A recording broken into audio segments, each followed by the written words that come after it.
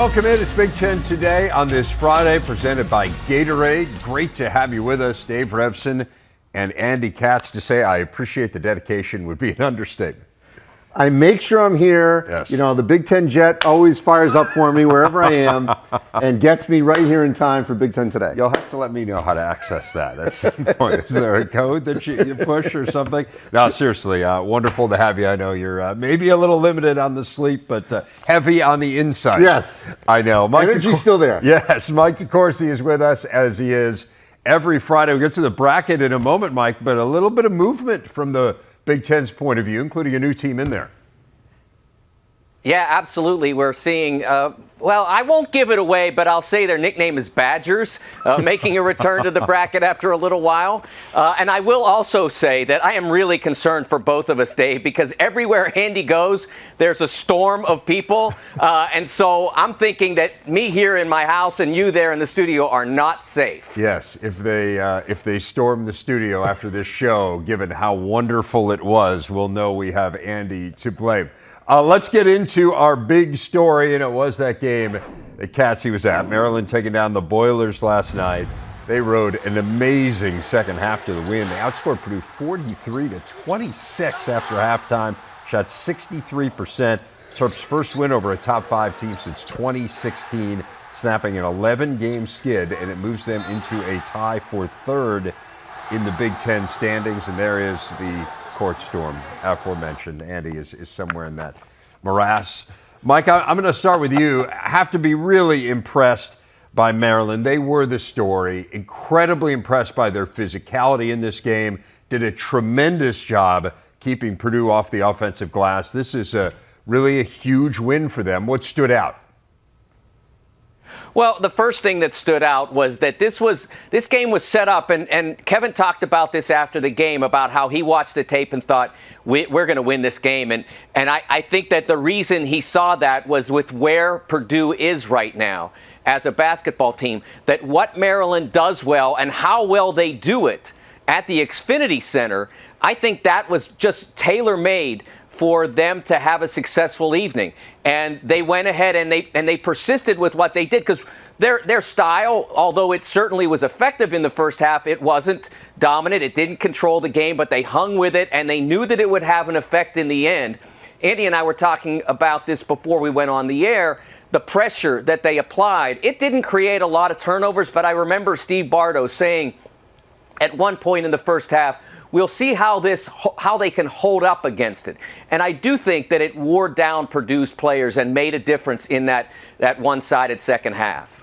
Yeah, there's no question. I think it is a cumulative effect. You know, in the games against Indiana and Iowa and Northwestern, it seemed like it was sort of a late flurry. I mean, they ended up winning the Iowa game, but you know, I talked to Matt Painter yesterday in the afternoon. He's so blunt about it. I said, what are you going to change about the way these guys are handling the late pressure? And basically, don't turn the ball over. You know, I mean, they're young guards. Don't do the things that will cause the turnovers on the other side. Mike's right. That didn't happen, and it obviously was not a buzzer beater type situation, but it felt like the cumulative effect of them applying the physicality of the pressure, because they were going right at Purdue. Ethan Morton, who I thought had been a really good defender, was not as sharp last night. You know, they went right at Zach Edey. They weren't afraid to take it to him. Jameer Young, like Boo Buie, plays with a ton of confidence and is not afraid to go right in there. Obviously, there are some other experienced guys like Dante Scott, Hakeem Hart, that also have been around that aren't afraid as well. And, you know, we have to say, I don't want to pick on Mason Gillis, but that was a big turning point. When he got that technical, yeah, it really flipped the script. The crowd got really into it. You're putting, you know, a really good free throw shooter at the line. And, you know, it was unnecessary. You could see Matt Painter was not happy with him because he commits a foul and then the motion like that to the official. Much like on Sunday with Northwestern and Indiana, or not Sunday, Wednesday, my days are blurring together. You know, that wasn't a deciding factor, but the 2 on the bench with Indiana, that's 4 free throws. That was a huge point even in the first half against Indiana. Yeah, absolutely. No, it was a huge turning point. I thought Jameer Young, you were talking about his kind of fearlessness of going after Zach Edey. I thought that play at the end of the first half, yes, where he went right at him and got the end one, I thought that set a little bit of tone too. And I just can't believe, 3 offensive rebounds for Purdue on 28 misses, a team that gets nearly 40%. That speaks to the incredible job that Maryland did. And I do think it kind of leads us to the follow-up here, Mike, which is, what do we make of Purdue right now? They have lost 3 of their last 4. We've seen some common themes emerge here, which is teams have shot the ball reasonably well against them, as you guys have talked about. There's been, they pressure them a little bit in the backcourt, even if it doesn't turn them over. It did turn them over against Northwestern. It didn't really against Maryland, but maybe wore them down a little bit. Are we starting to see a few cracks here in Purdue? Well, I think the first thing is that all of this is good for Purdue at this point. Seeing different types of situations was really important for them. I talked 2 or 3 weeks ago about maybe even them seeing gimmicks, and that may still come. It's not come yet. But seeing that full court pressure situationally at the end of the Northwestern game and how they didn't handle it well, okay, next time they see that, they've got to handle it better. This time it was a full game, 2-2-1 mostly, occasionally a few other elements, but mostly it was about, let's make these guys work really hard and be tired in the second half. That was the primary thing, and it worked. And so now they've seen that, and they know they need to learn how to handle that first. So from that standpoint, I think it's good. But the part that I'm concerned about, and I said this a week ago on Beyond, they're not winning big games, the biggest games, Elite Eight, Final Four, whatever it might be. They're not going to win those games without Fletcher Loyer shooting the basketball better.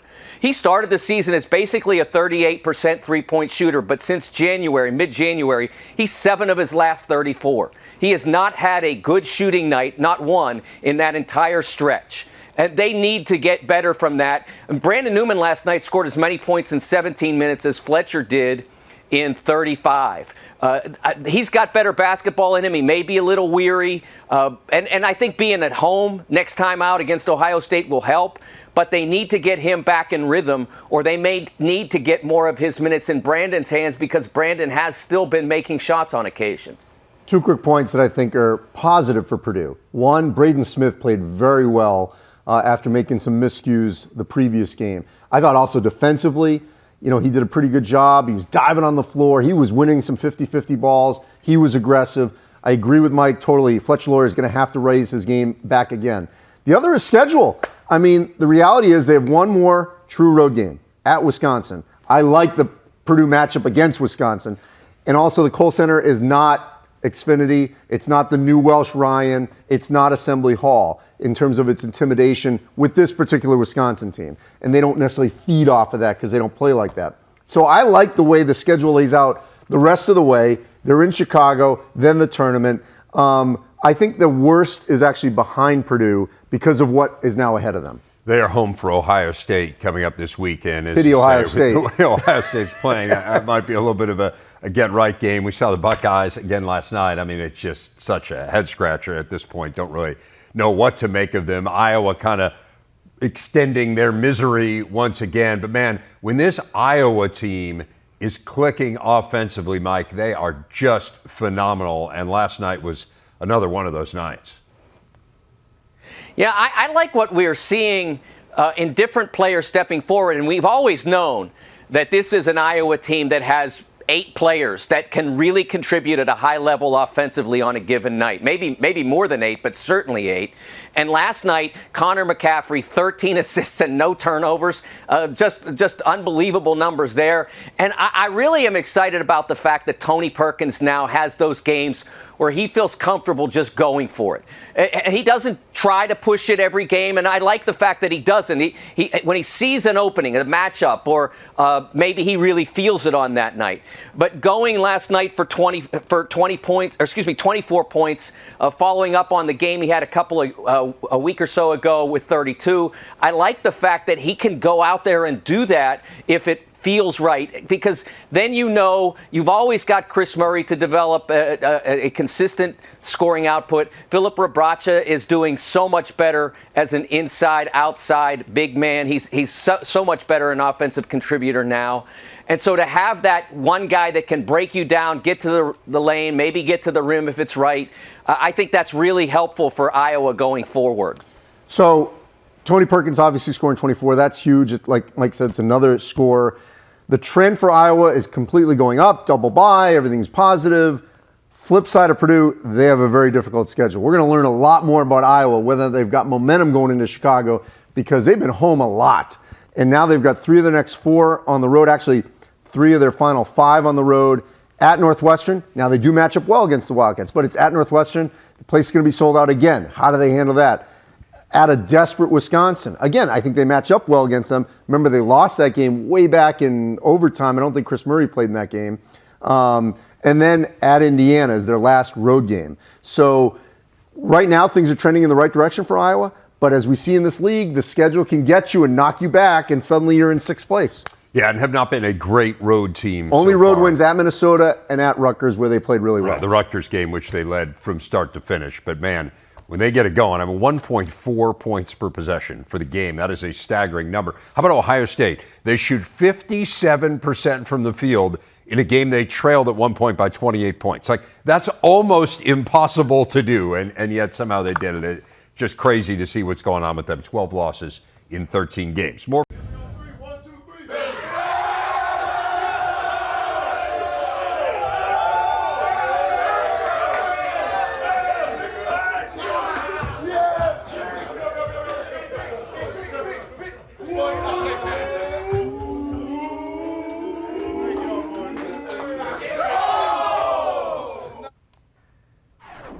Our big stat brought to you by Gatorade. Jalen Pickett getting doused after he torched Illinois for 41 points on Tuesday.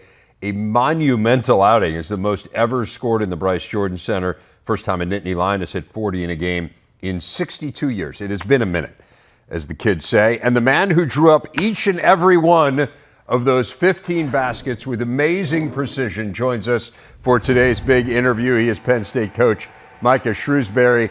Coach, we are at a point now where I think there is nothing that Jalen would do that would surprise any of us. That being said, 41 points and 8 assists.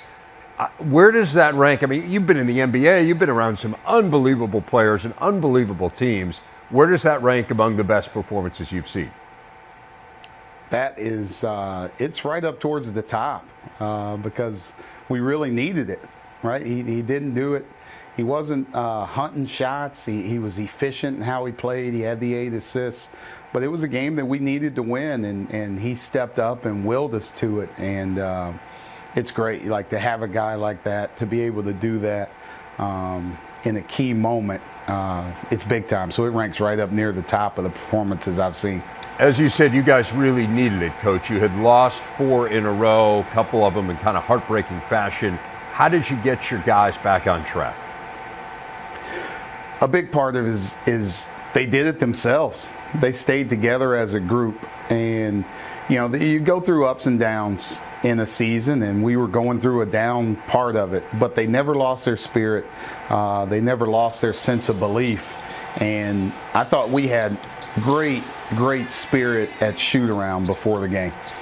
So that made me feel good about what we were going to do that night. I didn't know if we were going to win, right? But I thought we'd play really well because they were sharp.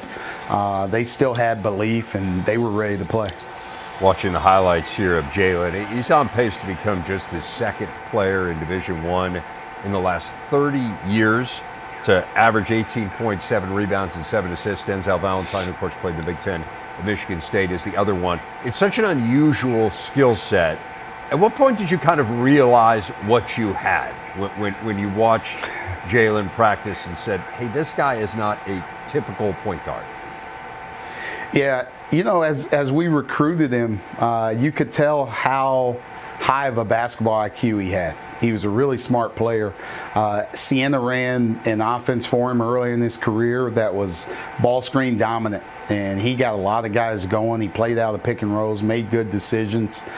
We started using him down in the post a little bit more at the end of last season just to help us get more points in the paint and around the basket.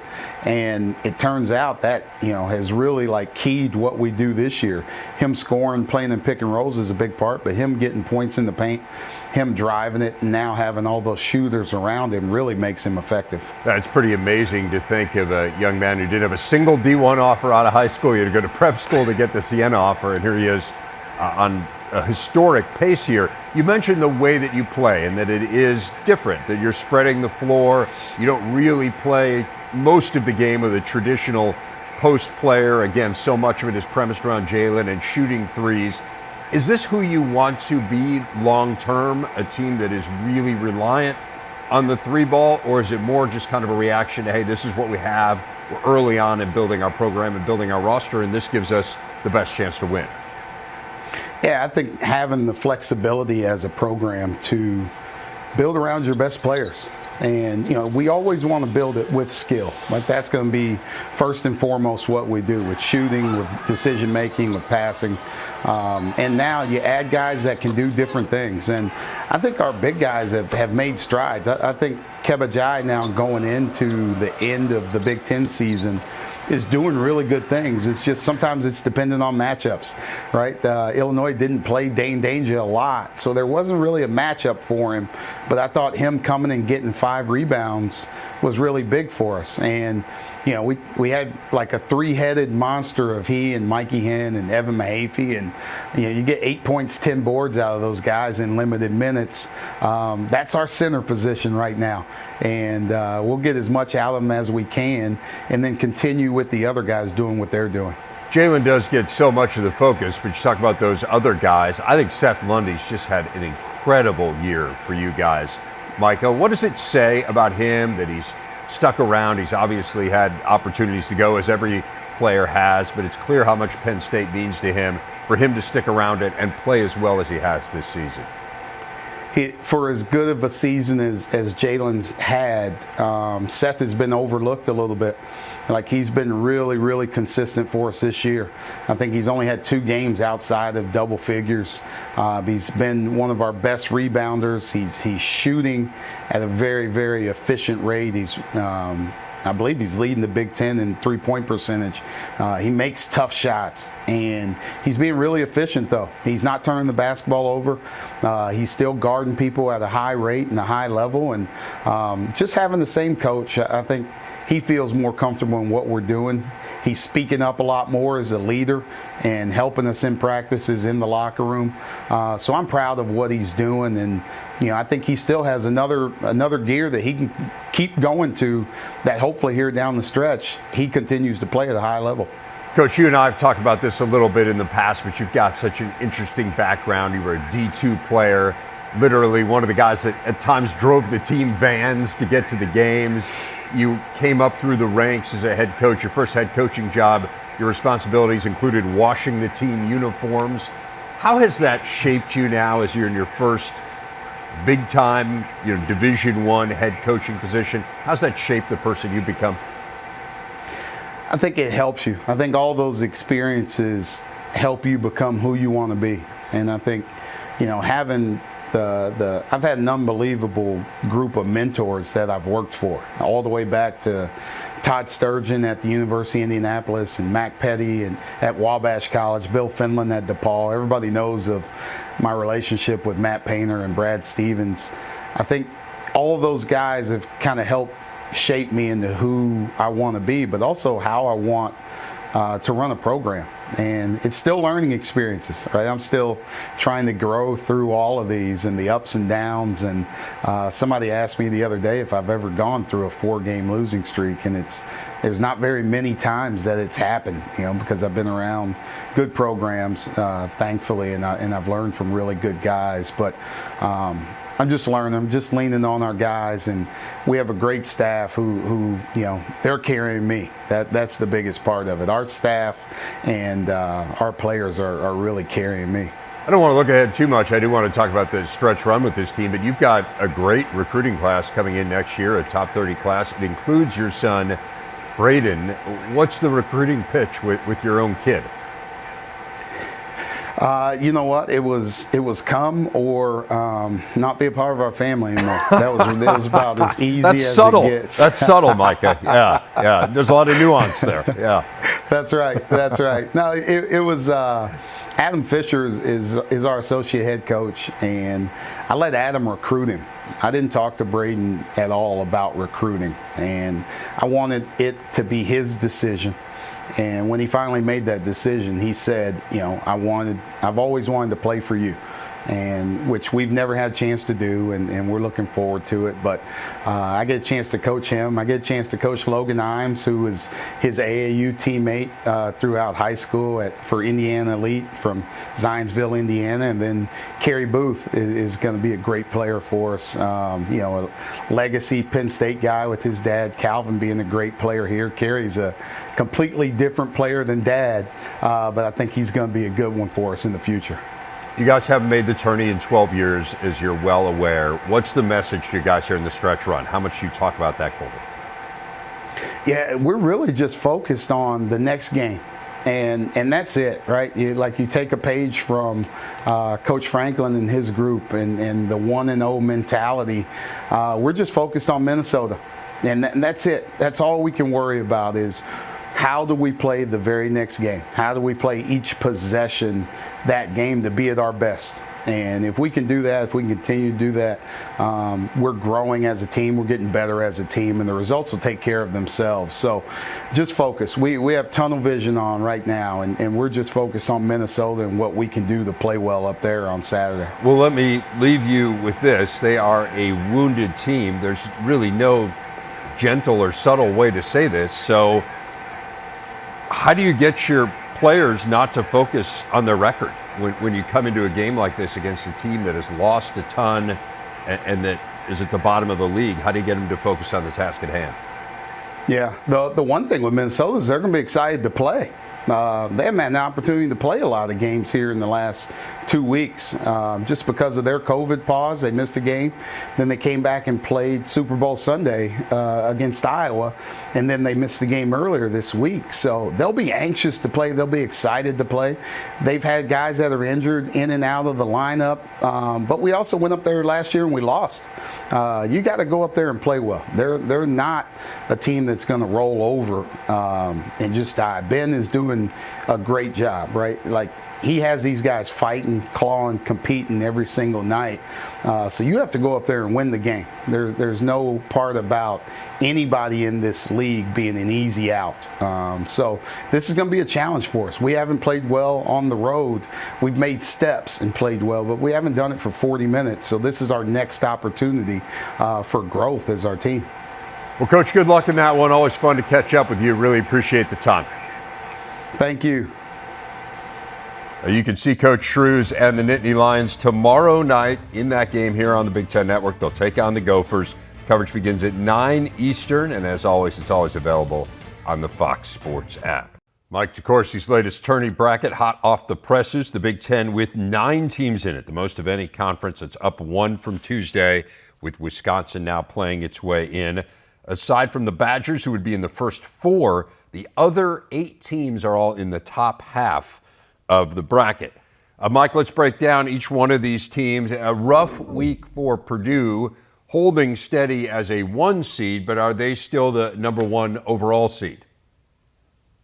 I was pretty adamant up to the Maryland game that they were still the 1 overall seed, but I decided after that they couldn't hold that, and as a result, because Alabama will be the 1 overall seed in the bracket as currently projected, that team takes Louisville. And so Purdue has to travel a little bit. New York City, I like New York, so maybe they can catch a show while they're there, but I think they'll be there about basketball. Maybe they can't. But they still have a chance to reclaim Louisville. They have 4 quad 1 games remaining. The good news for the Boilers is that they're a little bit closer to the end of this marathon than most of the rest of the teams in this league. And they've already hit Heartbreak Hill. But I think they have a chance to close well. 3 of 4 games at home, all against quality opposition, so they can both be at Mackey and have a chance to make a good statement that maybe can get them back to the 1 overall seed, because I don't think that Alabama and Kansas are going undefeated the rest of the way. One of those home games is, of course, against Indiana. You had the Hoosiers as a 3 seed on Tuesday. They're a 5 seed now. So explain to me why you lose on the road to a NCAA tournament team in Northwestern. You move down 2 spots. What's up with Indiana?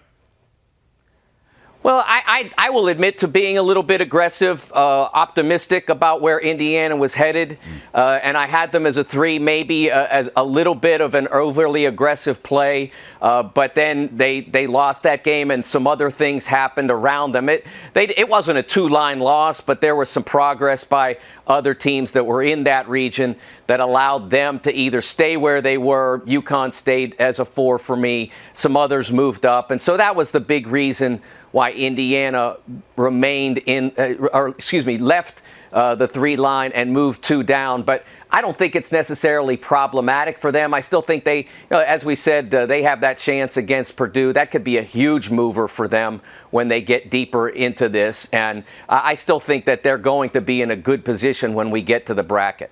Illinois, Michigan State, Purdue, and Iowa, the next 4, so kind of a defining stretch for them for sure. Northwestern is up to a 6. Chris Collins at his post-game press conference declared them into the tournament. Now, last I checked, Chris is not on the selection committee. Do you believe Northwestern is a lock at this point, like can lose every game and still make it? There are very few teams that are in that classification. I don't think Northwestern is there yet. You have to have fewer games to lose in order to be in that position, but they're going to make it. They're playing extremely well. 7-4 against Quad 1, 9-7 against the top 2 quads. I think the question for them is how will the emphasis on the performance metrics, how will that impact their seed line? Because they have played to a 5, 6, or at worst 7 seed. But the metrics don't really love Northwestern. They got beaten badly by Pitt early in the year. That hurt them. They play a lot of close games, and I don't think there's anything wrong with that as long as you win them. And certainly of late, they've been able to do that. So that will be the question for the Wildcats moving forward. Win a couple more, and Chris will be affirmed, and I think he's confident that they will win a couple more. 8 Quad 1 wins, 6 road wins. The only other power conference teams that can make that claim, Purdue and Kansas. A big one against Iowa coming up on Sunday. The Hawks also up a spot to a 6 seed. What stands out with them? Well, again, this is a team that, from the metric standpoint, the offense is so strong, and the defense gives up a little bit too much. So from that standpoint, I don't know what the committee's emphasis will be on the performance metrics. I think we'll get a hint tomorrow in the bracket reveal how important it is to them. But Iowa at 7-6 in Quad 1 is really impressive. They've got the Northwestern game, as you mentioned, then they go to Wisconsin. They still have to go to Indiana. Andy was talking about how tough that remaining schedule is. I think that's both good and bad for them because they can show maybe something that they haven't shown, with the exception of that Rutgers trip, that they can be tough on the road, that their offense can travel and their defense can be effective when they're in the road environment. So we'll see whether or not the Sunday evening on BTN, that'll be a great indicator of where Iowa is headed as it travels down the stretch. Just 2 conference road wins for them. Maryland has struggled away from home as well. They are a 7 seed. Is that lack of road success holding them back from being even higher? I mean, obviously a tremendous win last night against the Boilers. That's about all you can say about Maryland that isn't good at this point. That win against Purdue all of a sudden shot them up into the top 20 in the net. I did not see that coming. When I looked at the net this morning and I saw where they were, it really made my eyes bulge, and it made me reconsider because I had them penciled in as an 8 prior to the game, and when I saw that, I knew that I had to make a move with them. And so that's a team that has gone in all the right directions from the standpoint that the committee wants, except that last one. That road performance has not been there. They do have some opportunities down the stretch, although they're not against many great teams. They play Nebraska and Ohio State on the road, as well as Penn State, of course, which is fighting for a bid. But even just to get the numbers better, I mean, they're 2-6 on the road. If they were to win all 3 of those, and that's not going to be easy. I understand the nature of the Big Ten schedule and conference. So it's not going to be easy. But if they did, that would get them very close to even on the road. And I think at that point, they'd be competitive for a top 5 seed. So they are a 7 seed. Rutgers is a 7 seed as well, although they have lost 3 in a row. What do the Scarlet Knights need to do here to feel comfortable on Selection Sunday in terms of how many you got to win down the stretch? Yeah, I think the first thing they need to do is to get right. They have struggled so much of late. It's been so out of character for them. The offense has been bulky throughout the year, but it's gotten lesser from there, and the defense hasn't held up at the same level that it ordinarily does to make even an inconsistent offense work. But if they need to be Rutgers again, this hasn't been the team that we saw over the first 2.5 to 3 months. So that's the most important thing for them, as well as winning on the road. The Jersey Mike's has always been an asset for them. Now this weekend, the huge game against Wisconsin, huge for both teams because Wisconsin's battling to get in and Rutgers is battling to get itself back in an advantage seed. The metrics love Rutgers. The predictive metrics love them, and I do believe that the committee is oriented toward those. I've thought that over the last couple of years that's become more important in the seeding game. So that's all good for them. But in order for that to hold up, they have to be a successful team on the floor, which means the record has to look attractive. And so that means winning at Wisconsin. That means winning at Penn State and making sure you don't stumble at Minnesota. Michigan State holding steady at a 7 seed as well. So the Big Ten with 3 of the 7 seeds obviously didn't play this week due to the incredible tragedy on campus. Hard to focus on basketball right now, but they certainly have been playing better these last couple games and going to have an emotional game coming up here against Michigan. What do you make of where the Spartans are? Yeah, I guess it depends on where they are mentally after something as horrible as that. And having to take time to ponder it over the course of the last week. And I know that Coach Izzo said that they need to get back out on the floor, honor the victims of the shooting, get back to normal to an extent.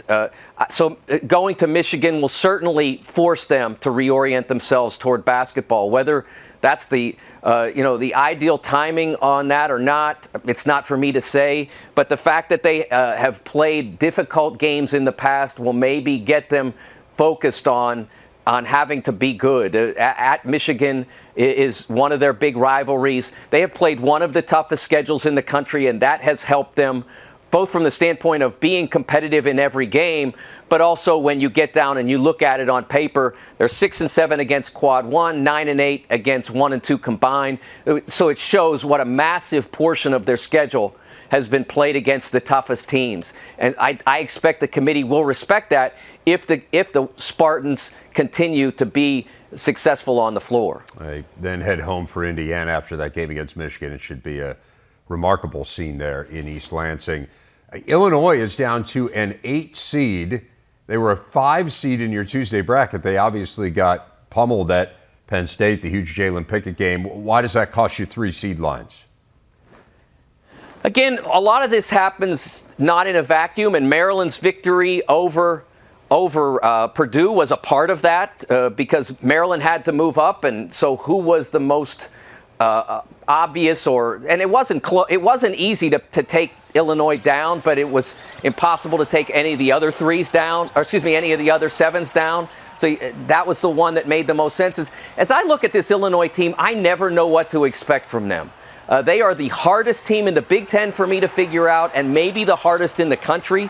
The thing that made them the most vulnerable relative to the other 7 seeds was the 3-7 record against Quad 1 and under 500 against the first 2 quads. It's not an awful record, but it's what's differentiated them between the other 7s and allowed Maryland to supplant them.